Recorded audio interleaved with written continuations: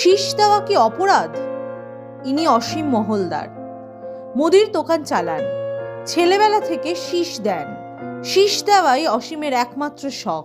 ছেলেবেলায় বকুনি খেলেও বন্ধ করেননি শীষ দেওয়া। আমি ছোটোবেলার থেকেই একটা বদ অভ্যেস ছিল শীষ দেওয়া। আমি জানি না যে শীষ দিলে কতটা অপরাধ কী বৃত্তান্ত। তা আমি শীষ দিচ্ছিলাম একদিন, এক বয়স্ক মানুষ আমাকে রাস্তায় ধরে কান টেনে ধরে দুটো চারটে চড়থাবড়া মেরেছে। তা মারার পরে আমি তাকে কোনো কিছু বলিনি, বা সেদিন থেকে আমার চিন্তাভাবনা আসে শীষ দেওয়াটা বোধহয় অপরাধ।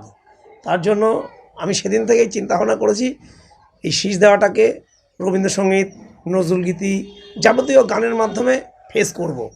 বা এখন নানা রকম অনুষ্ঠান করি, এখন গান বাজনা করি, বা আমার সেই গুরু, সে আমার কান ধরার জন্য, সেটাই আমার গুরু, আমি তাকে গুরু বলেই মানি।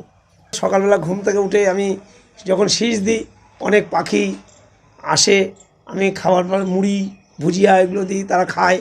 আমার সঙ্গে পাখিরাও কথা বলার মতো, কোকিল, যাবতীয় পাখির আওয়াজ আমি করতে পারি। শান্তিপুরের মানুষ তাকে শীষ সম্রাট নামে ডাকেন। অসীমদার সঙ্গে আমার অনেক বছরেরই পরিচয়। মাল নিতে আসি, অসীমদা খুব সুন্দর শীষ দিয়ে গান গায়, এবং আমরা দুজনে একদিন ফার্স্ট পরিচয় হয়েছিল অসীমদার সঙ্গে। যেটুকু বলি যে এক প্রোগ্রামে গিয়ে আমার অসীমদার সঙ্গে বেশি আলাপ হয়েছিল। আর ওখানে আমি গান গেয়েছিলাম, আর অসীমদা সিটি দিয়ে খুব সুন্দর দুটো গান গেয়েছিল। তারপর থেকে যখনই দোকানে এসে অসীমদাকে আমরাও বলি যে দাদা তুমি একটুখানি সিটি দিয়ে গান গাও। মাঝে মাঝে সিটি দিয়ে নানা রকম পাখির সাথে কথাও বলে, আবার গানও গায়।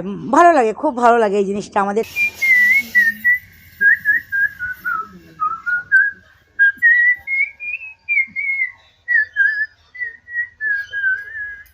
এভাবেই আপন মনে শীষ দিয়ে গান শোনান। নদিয়া থেকে কাজল বসাকের রিপোর্ট, দ্য ওয়াল।